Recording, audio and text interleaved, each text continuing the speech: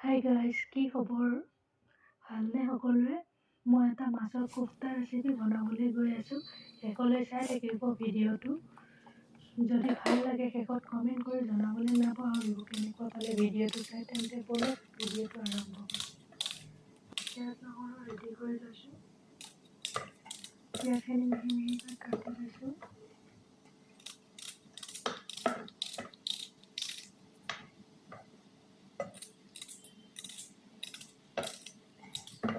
আনফালে মাছৰ কাঁইটবোৰ পেলাই লৈছোঁ। মাছৰ কাঁইটবোৰ সাৱধানে কৰিব।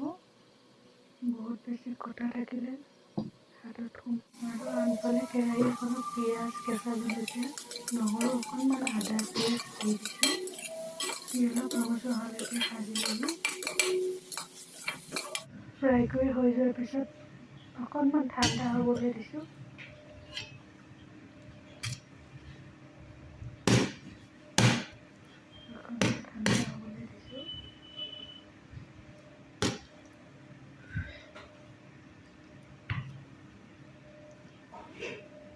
মাটি এটা পিঠাগুড়ি কেইটামান লৈ লৈছোঁ। অলপমান পিঠাগুড়ি ঠাণ্ডা হৈ গৈছে। এতিয়া গোটেইখিনি মিহলাই দিওঁ। মাছখিনি লগত মিহলাই দিছোঁ। ইফালে মিহলোৱা হৈ গৈছে। এটা এটা লাড্ডু বনালে হৈ যাব।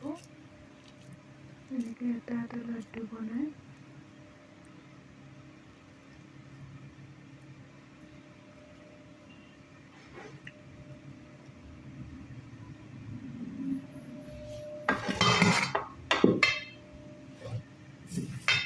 পিঠাগুড়িত অকণমান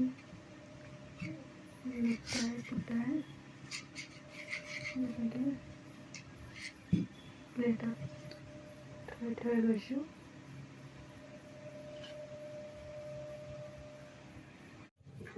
ইফালে কেৰাহী এখন বহাই লৈছোঁ। মিঠাতেল দি লৈছোঁ।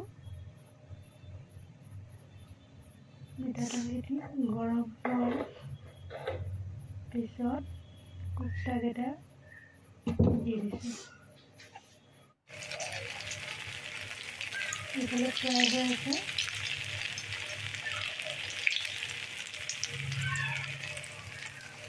আজিৰ ৰেচিপিটো ইমানতে সমাপ্ত কৰিছোঁ। ভিডিঅ'টো শেষলৈ চোৱাৰ বাবে অশেষ ধন্যবাদ।